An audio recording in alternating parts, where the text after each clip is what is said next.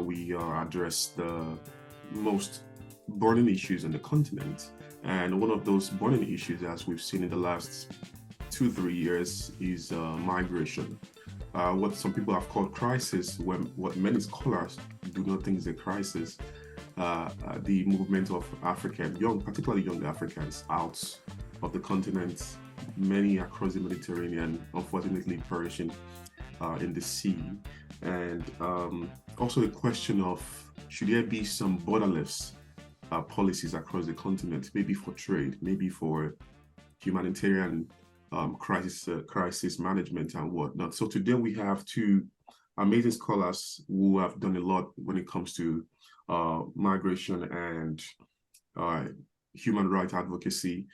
And the first is Professor Abdoulaye Kane, who is an associate professor in anthropology at the Center for African Studies at the University of Florida. His teaching and research interest is on the transnational practices of Haalpulaar migrants in Europe and the United States and their impact on descending communities in the Senegal River Valley. Welcome, Professor Kane. Thank you. Happy to be here. Awesome. And we are also super honored to have Professor Wendy Williams, whose research focuses on displacement and migration, violent extremist organizations, illicit financial flows, international human rights, humanitarian law, military professionalism, and the rule of law. Professor Williams received a BA from Columbia College at Columbia University in New York and a JD from Columbia Law School. She has written several articles on migration and human security. Welcome, Professor Williams. Thank you for having me. And please call me Wendy. Okay, Wendy. So the first part, is there a migration crisis in Africa today? Many people in the public policy sector will say there is definitely a migration crisis because, I mean, as you can see, people are perishing on the Mediterranean coast. Many scholars will advocate that it's not something super strange, that Africans have always migrated. So first of all, is there a migration crisis in Africa right now? Let's start with you, Professor Kane. Then I get the response from from Wendy. Yeah. Good afternoon for you in Africa, and I'm very happy to join this panel. Yeah, the question about migration crisis, it depends on how you view it. Of course, the focus have been on people trying to cross into Europe, oftentimes using very risky routes, which in many cases is also the result of European policies that tend to focus on their southern border. But for Africans, I don't think this is a crisis because migration is in Africans' DNA, and there is a lot of internal migration that is going on unnoticed because it's part of the way Africans, seek opportunities within their countries or in neighboring countries. And that is the most important flows of migration that, although we have really poor data to kind of back that, but we know that this is the most important migration. And on that sense, I don't think there is any crisis. So we might be careful about that, not using the European kind of sense of, oftentimes, seeing migration as a threat and responding in ways that increases actually migration to be a very risky, for a lot of young migrants who are trying to cross to Europe. The risk have been increased quite a lot by this policy that outsource the control of European borders to transit countries and more to African countries themselves. So I'm not kind of very comfortable with that kind of use of migration crisis. Thank you, Professor Kane. So, Wendy, in addition to what Professor Kane said, many will also argue that since the 80s, 70s and 80s, due to the so-called economic chaos on the continent where people actually migrated heavily out of the continent, that we haven't really seen these kind of urgent or I don't want to call it exodus, but migration of Africans outside of the continent. Hence, the argument that this could be a crisis. But again, you are a professor and you've done a lot of research in this area. Do you consider this a crisis or not? So I thank you very much for having me. It's a pleasure to be here. And I couldn't agree more with Professor Kane, what he was saying. This definitely feels more of a EU projection of what a crisis would be. However, I would like to just also mention, though, that there is a crisis on the continent, and that's one related to forced displacement, migrants fleeing the conflicts that are still going on. We're at the point, I think we're around 40 million people who have been forcibly displaced. And many of these people have been displaced for a very long time. And that puts a lot of pressure on the host communities who are supporting them. So that's, if there is a crisis, that is the crisis. But just as Professor Kane was suggesting, a lot of this African migration or migration on the continent has been going on for a very long time. It's informal, there's formal methods or trajectories as well. And it's very adaptive and it's flexible. And so it's not really a crisis like as the EU would like to suggest. That's not to take away the fact that there are plenty of people, unfortunately, who are losing their lives and who are extremely vulnerable thanks to some of the policies that have been put in place to keep them from being able to migrate to various regions. Fascinating. So I will start with that basic question. Another basic question. There cannot be a denial of the fact that majority of the Africans moving out of the continent are very young people. And many of them individuals who have gotten their education up to the university level through government funding. In other words, African governments have invested in many of its youths. And when it's time for those youths to be contributing to the economy, we've seen many of them leaving the continent for Europe and North America. I don't want to join the bandwagon that calls it brain drain.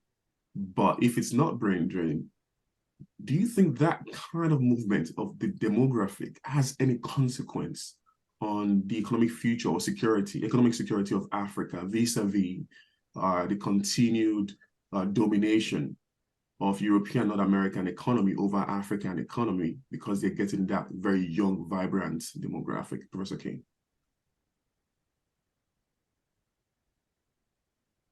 You want me to start? Yeah. I think that's really what is sad, is the inability of our countries to create jobs for all of these young people. But I would say the well-educated are not necessarily the great majority of people who are trying to cross to Europe. There is a lot of unskilled, not at all educated, who are also in that spot. So for the highly skilled, I think usually from experience, it's through seeking education in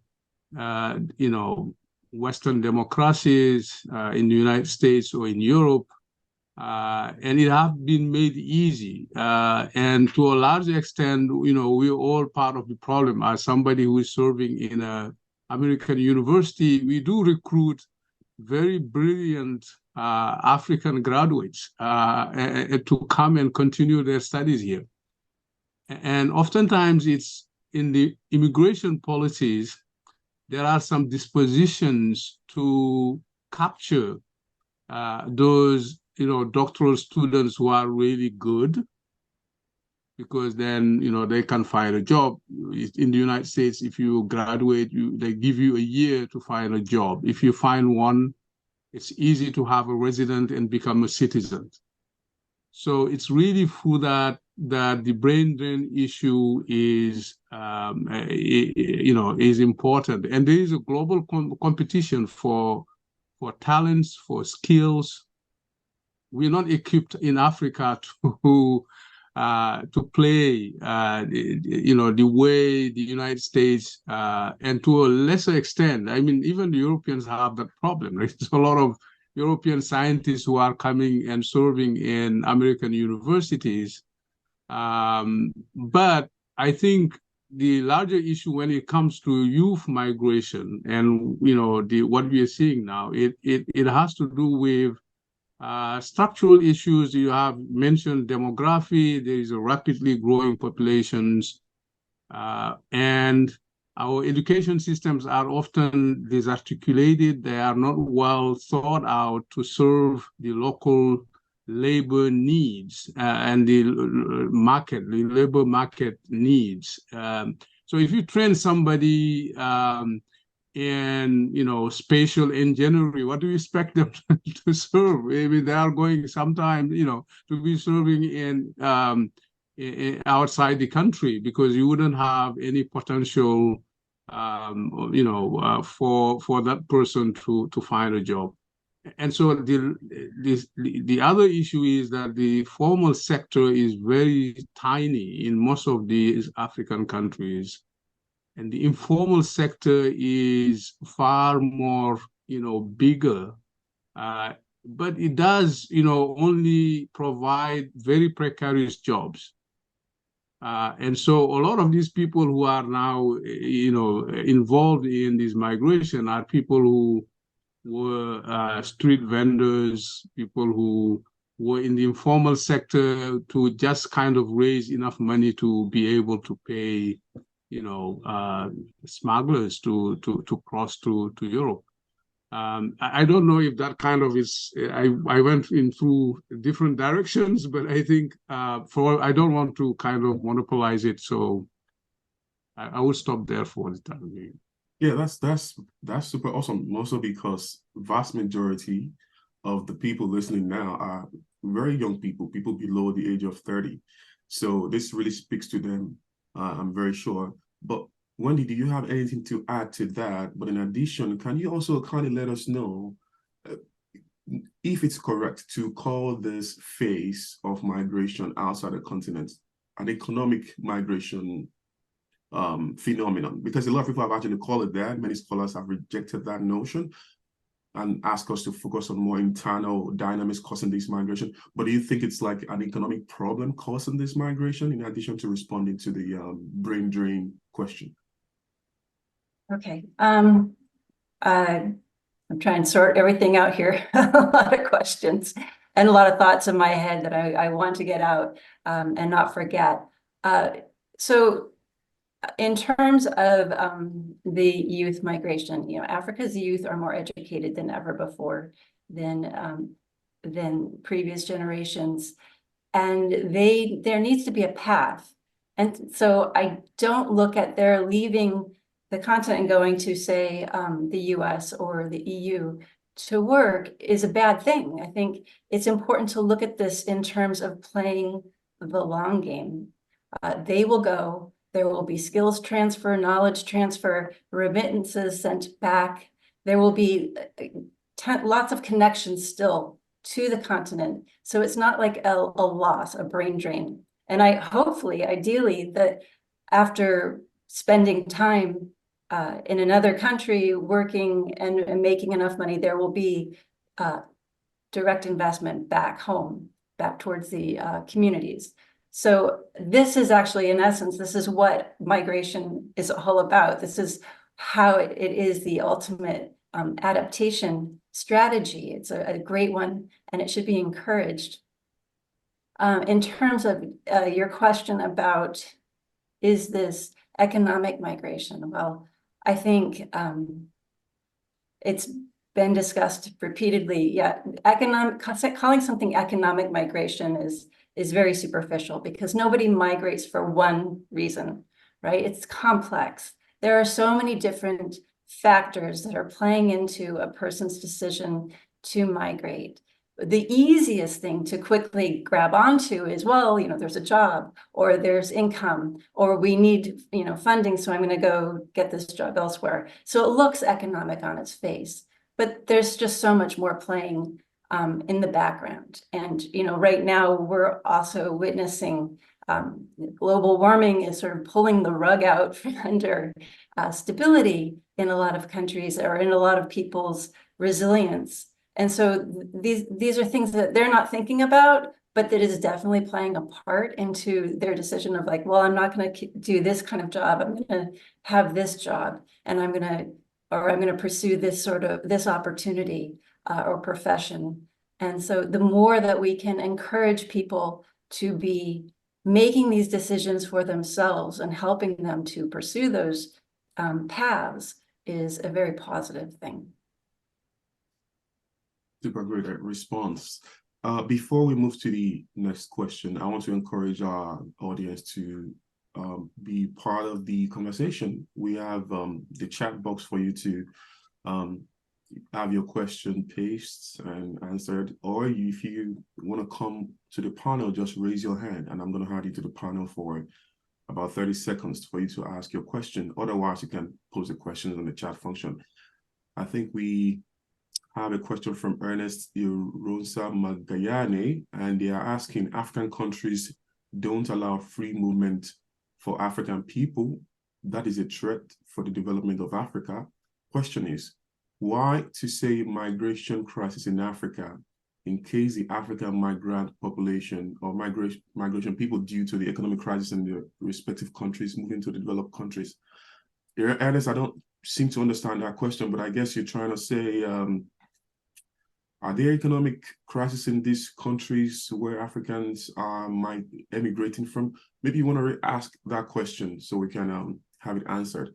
But back again to you, Professor Kane.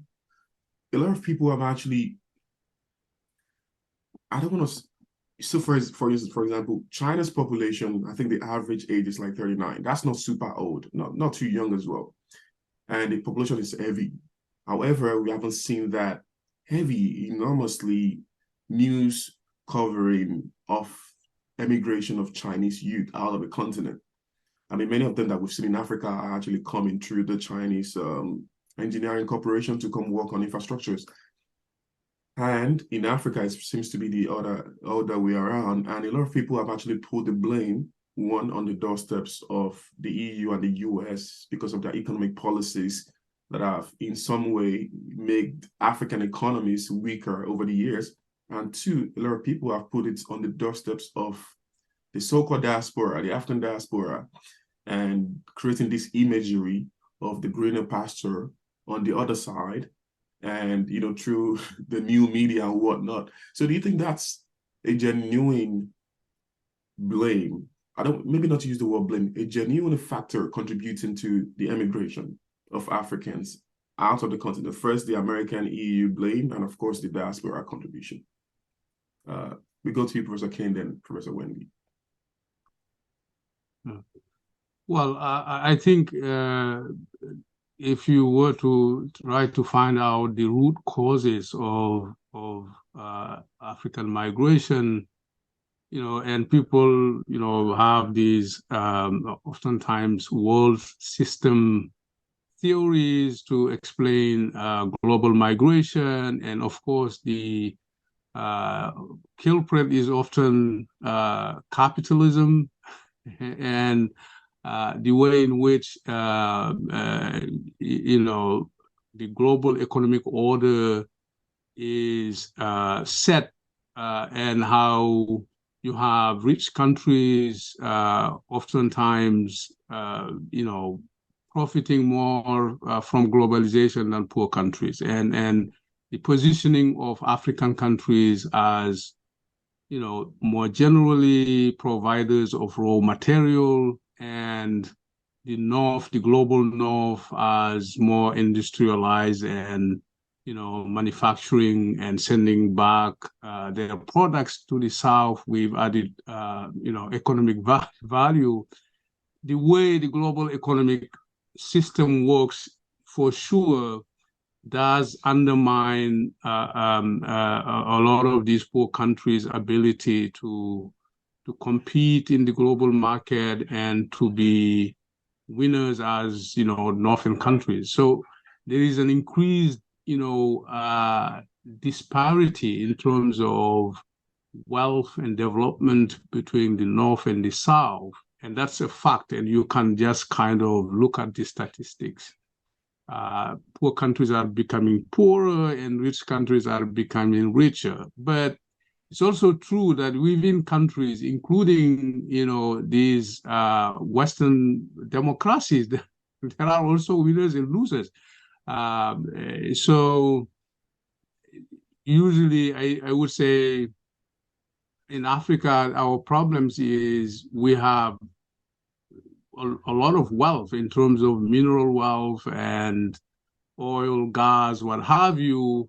But oftentimes we don't have the know-how or the capital to make that work for our economies. So we have to rely on these big corporations that come to extract oil, or in some other instances, you have the Chinese that you just mentioned, who come also to take opportunities that would have been really things that Africans themselves could have profited if they had the know-how and the capital to exploit those resources.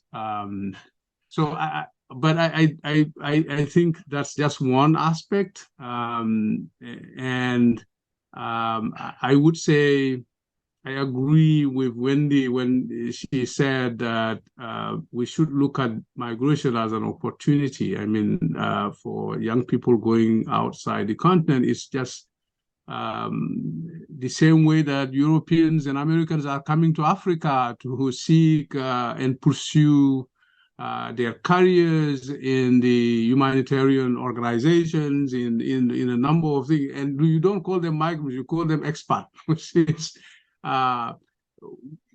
it's the same thing. It's just people pursuing, opportunities, economic opportunities. So I would say I would agree that the structural issues are there, and we are not necessarily in a good position to compete in the international market.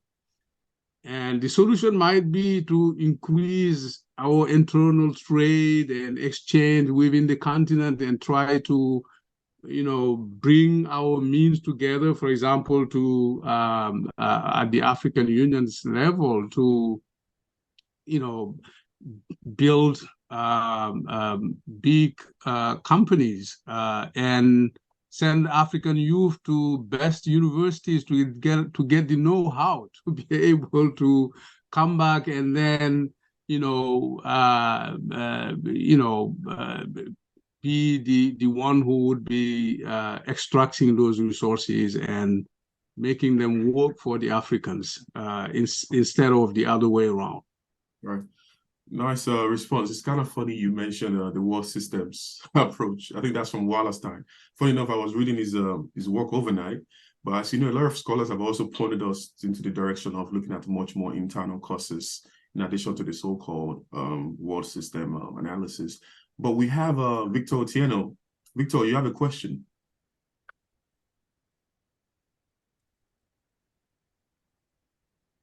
Victor, can you ask your question, please?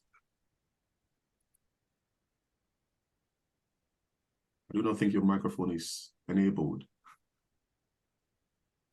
All right, maybe you want to type the question in the chat box instead. Okay, so I was going to ask you before Victor came on, Wendy, about this, one of the suggestions going around for a while now, that perhaps the best way to help Africans, also in this context of migration, will be for the EU and the US to pretty much shut its doors So people will be forced to stay in. And when you have the so-called best brains staying behind, and the pressure is so much on the government, then the governments in Africa we have no other options but to fix the whole problem. Because again, not only have we seen our best brains leaving the continent in many cases, but also some of our most vocal advocates, anti-government advocates are also now in the so-called exile. So people have said maybe allowing these people to stay back in Africa is going to create a pressure cooker where the government will be forced to actually change. Do you think that's a valid recommendation, Wendy? I think that's a very, very dangerous situation. Maybe because I'm a bit of a pacifist, I don't think putting people in the place where they have nowhere to go but to then fight is a good solution. I think actually a lot more change could be affected by letting people, the educated people who are wanting to get jobs in the US or say the EU, for your examples, they should be allowed to. They should learn how others are playing the game, and then they can rewrite the rules as necessary or take it back and put pressure on the governments or as well help mobilize individuals who don't have the luxury or ability to migrate elsewhere, to actually change their countries from within through democratic means. Going back to what Professor Kane had been talking about, one of the things that jumped out at me was this idea of like, yes, the system, the way the global order is right now, it's really not advantageous for individual African countries, but that's why we are seeing these movements towards the bloc, the African Union bloc. It has one much larger voice, and as the professor pointed out, there's a lot of resources, there's a lot of wealth on the continent. And what really needs to happen is governments need to do a better job of advocating on behalf of their citizens' benefit, so that multinational corporations can't just come in and take the resources, the raw materials, and not refine them there, or take advantage of the lack of laws so that they can just carve out, forests and put in their own road system and then just remove everything and leave behind nothing.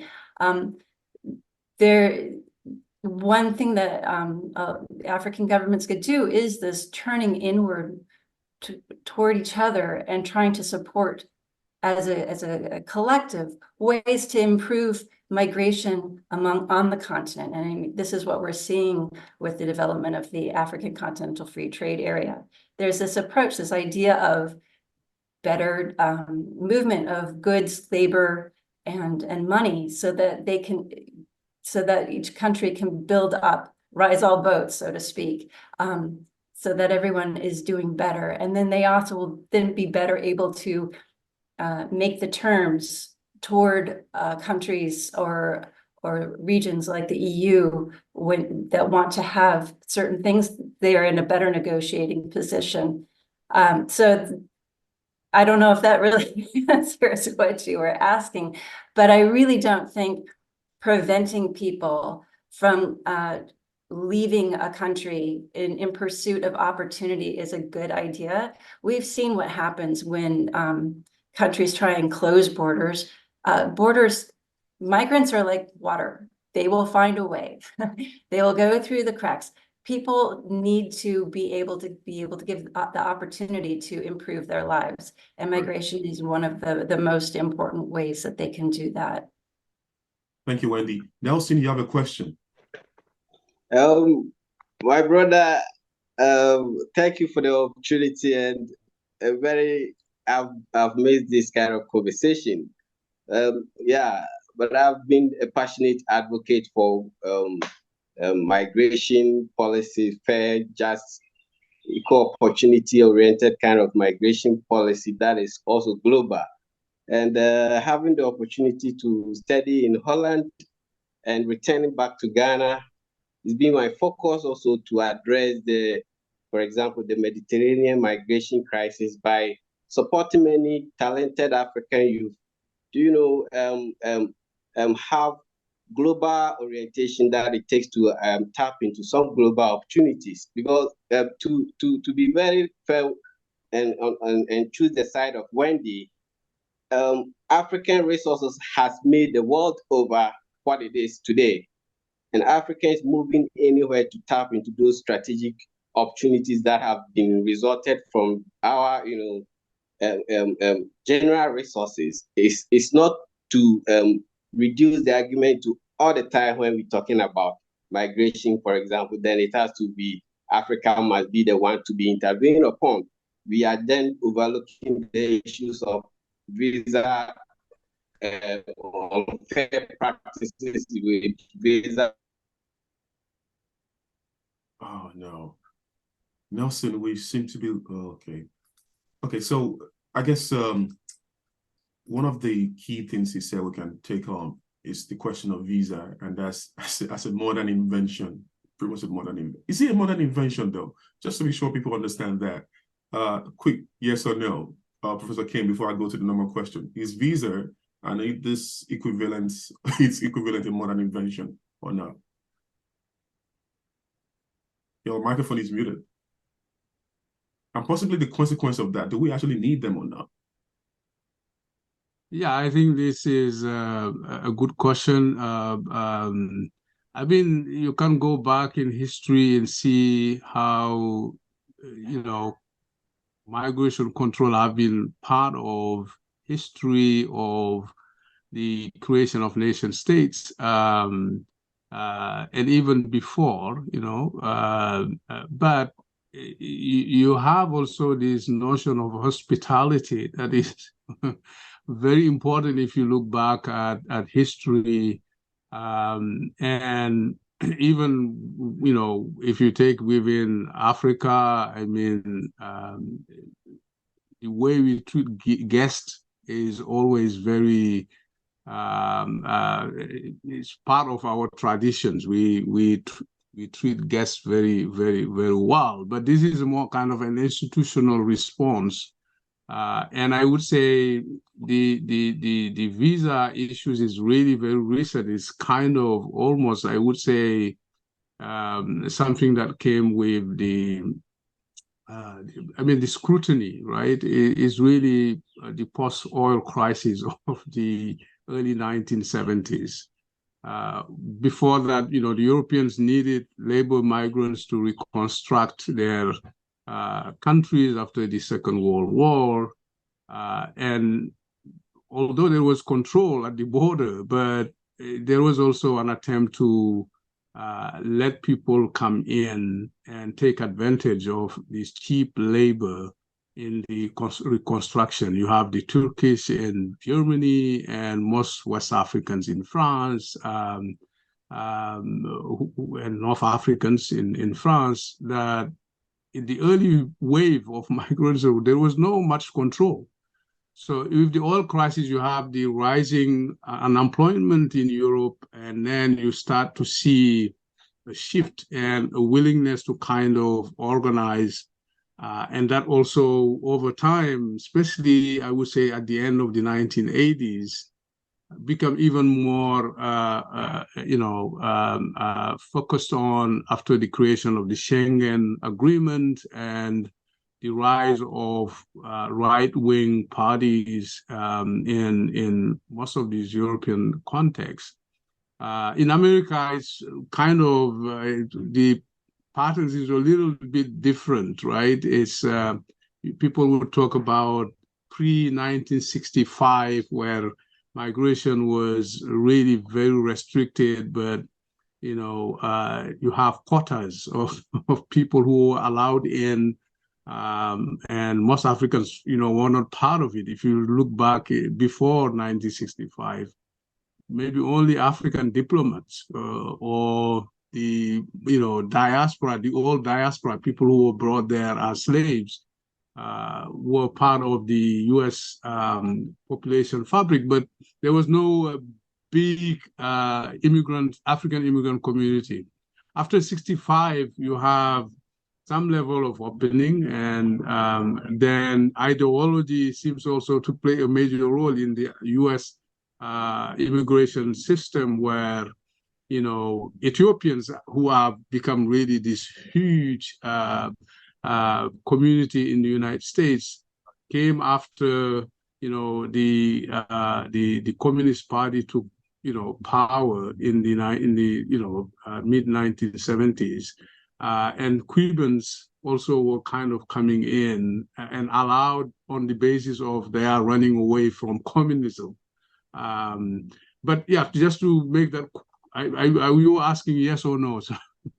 Yes, that's a very lengthy yes. Yeah, it's a very lengthy yeah. So exactly. I will stop there. Yeah.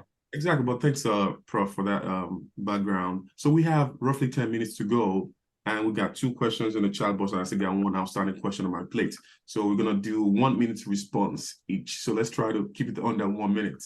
So the first is gonna go to Wendy. There's a question from Gideon Ajay Mawutor. They say, with new media like social media, there is a lot of channels and profiles that sell the dream of a better life in North America and Europe. However, the dire challenges of migration are swept under the rags. How are these distortions contributing to the many young educated African migrant patterns? 1 minute. That's a great question. I don't know. I would imagine it probably is obviously affecting it, because social media has been just moving so quickly and allowing disinformation and misinformation to go at the speed of light. One thing to remember is that most migration to the EU and to the US is legal. So most African migrants who are coming in here, they've been invited, they have the visa that we were just talking about. So they are protected under laws, and they're theoretically, I honestly, I can't be asked. I don't know. But presumably there are jobs available and waiting for them, or there's a college education to which there's opportunities for jobs. So regardless of what the social media is suggesting or saying you can do, there is sort of the legal problem of, if you're going to get over there, you need to go through proper legal channels. And there's, I guess, a lot of opportunity to do so. That's just above 1 minute. All right, thank you, Wendy. So to Professor Kane, this one is from Ernest Erosa. They say, in developing countries, are there remarkable social inequalities from different sectors, including gender, income, bad health, and education with low quality? What can you say about these aspects to the migration crisis in Africa? I guess they're asking about the problem of gender inequality, income inequality, bad health as a trigger factor for immigration outside. 1 minute, Prof. Yeah, I think there is this idea to tie migration to poverty, but I think when you're talking about, which is true for internal migration and intra-African migration, but people who are actually going to Europe or to the United States, as Wendy said, it's more people who have the skills and at least the money. It might be that the whole family is mobilizing to, pool their resources together and send one of them. But oftentimes people who are relying on $1 a day cannot afford the kind of money you need to pay a smuggler to cross to Europe. The gender dimension is very important. There is if you look at the old migration, it tended to be men who would go, and it's also related to gender roles and the fact that in many of these societies, there is the idea that men are breadwinners. But more and more, you have a very rapid feminization of migration flows. There's a lot of women. If you look at now, even people who are taking the boats to the Canary Islands, you have women and children. And so, and one aspect that we don't pay too much attention that is very important is, a big population of single mothers who are left to fend for themselves and who tend to engage in that form of migration. That is so true. That is hugely under-discussed. Maybe someone can write a dissertation on that at some point. But my final question to you both about inter-Africa trade. You mentioned the African Continental Free Trade Area, which has been promoted as this game changer for the continent. But we know it's going to be zero without more seamless intra-African migration. Can you kindly let us know what you think inter-African migration has to do with free trade? I'm going to get 1 minute from you, Wendy, and then 1 minute from Professor Kane, and we'll close it off. What intra-African migration has to do with free trade? Yeah, do we need intra-African migration for that African Continental Free Trade Area agreement to function properly? I think it's pretty well established that in order to have economic development, you've got to have not just free flow of goods and money, but also labor. And so it's absolutely essential to have part of your whole the African Continental Free Trade Area include this freedom of movement protocol that that's also been proposed. Unfortunately, the problem is the political will. It's tricky, right? Because you've got your other countries. Oh wait, I only have a minute. Okay, so yes, it is essential and it's important, and I think that countries, the African countries, need to work more to harmonize their laws to facilitate that, and they will see benefits in the near and medium and long term as a result. Thank you, Wendy. A little twist to the question, Professor Kane. Putting in mind the threat of Boko Haram, the ISIS in the Islamic Maghreb, and its variants across the continent, and this idea of more open borders or free flow of people, what's going to be your response to the question of the African Continental Free Trade Area and more free flow of labor and migration? Well, I think that's a big challenge, of course, is you might want to open borders and have the free flow of people, but you have also to be careful about security. And what you're mentioning is very true. But I think if people are willing to cooperate and increase, I would say, the open borders doesn't mean that there is no control, right? it has to come with some control and the use of technology. I mean, Europeans have been very good at that, and the Americans as well. And the collaboration between our law enforcement and trying to share intelligence, and there's a number of things that need to be done to fight against terrorism. You don't want the terrorists or criminal networks to use these open borders to increase insecurity within regions or within countries. So, but it's a big challenge. But I agree with all the opportunities that come with, free trade and the free movement of persons. Thank you. What a way to end the conversation. So I apologize for all the comments that I couldn't read because of time constraints and of course the questions we couldn't answer.